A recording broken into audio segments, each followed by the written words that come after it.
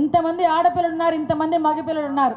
అమ్మ, ఈ రోజు మీరు కాలేజ్కి రావడానికి నీ తల్లిదండ్రులు ఎంత కష్టపడ్డారో ఒక్కసారి ఆలోచించు. నీ తల్లిదండ్రులు ఎన్ని రోజులు వాళ్ళ సంతోషాలను అంచుకొని మీరు కావాల్సిన బట్టలు కానీ మీకు కావలసిన ప్రతి వస్తువు కూడా మీకు ఇవ్వడానికి ఎంత కష్టపడ్డారో ఆలోచించాలి. కేవలం వాళ్ళకి మీ సరదా గురించో లేకపోతే వాళ్ళ ఆత్మతృప్తి గురించో కాదు, కేవలం అడిగింది ఇస్తే మీరు చదువుకుంటారు, శుభ్రంగా ఉంటారు, మంచి భవిష్యత్తు ఉంటుంది, మంచి ఉద్యోగాలు చేసుకుంటారని ఒకే ఒక ఆశ. 5 సంవత్సరాల తర్వాత చూస్తే నీ పక్కన కూర్చున్న అమ్మాయి ఐఏఎస్ ఆఫీసర్ అవ్వచ్చు, నీ పక్కన కూర్చొని నీతో పాటు సైకిల్ తొక్కుకుంటూ వచ్చిన అబ్బాయి ఐపీఎస్ ఆఫీసర్ అవ్వచ్చు. కానీ నీ పరిస్థితి ఏంటి అనేది ఆలోచించుకోవాల్సిన అవసరం ప్రతి ఒక్కరికి ఉంది.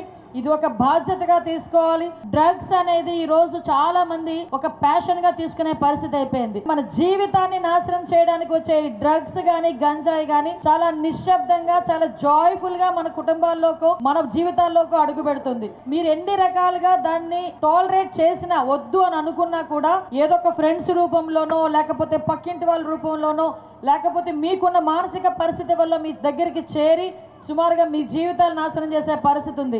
ఈరోజు గవర్నమెంట్ దీని మీద చాలా పర్టికులర్గా పటిష్టమైన ఏర్పాట్లు చేసి ఒక ఈగల్ అని ఒక టాస్క్ ఫోర్స్ ఏర్పాటు చేసి ఎక్కడైనా ఎవడైనా డ్రగ్స్ తాగినట్టు కానీ, డ్రగ్స్ తీసుకుంటున్నట్టు కానీ, అక్కడి నుంచి ట్రాన్స్పోర్ట్ చేస్తున్నట్టు కానీ, అమ్ముతున్నట్టు కానీ ఎక్కడైనా కూడా పట్టుకొని ఇమీడియట్గా జైల్లో పెట్టే ఒక ఈగల్ కన్ను లాంటి, ఒక డాగ కన్ను లాంటి డ్రోన్స్ని ఈరోజు సుమారుగా మా విజయవాడ కమిషనరేట్లో దగ్గర 42 పెట్టుకున్నారంటే ఒకసారి ఆలోచన చేసుకోవాలి. అనుకోవచ్చు ఇదేముందిలే పరిగెట్టి పారిపోతే వెళ్ళిపోవచ్చేమో అనుకుంటున్నారేమో పిల్లకాయలందరూ కూడా. నో, సుమారుగా 10,000కి పైగా విజయవాడ కమిషనరేట్లో సీసీటీవీ కెమెరాస్ ఉన్నాయి.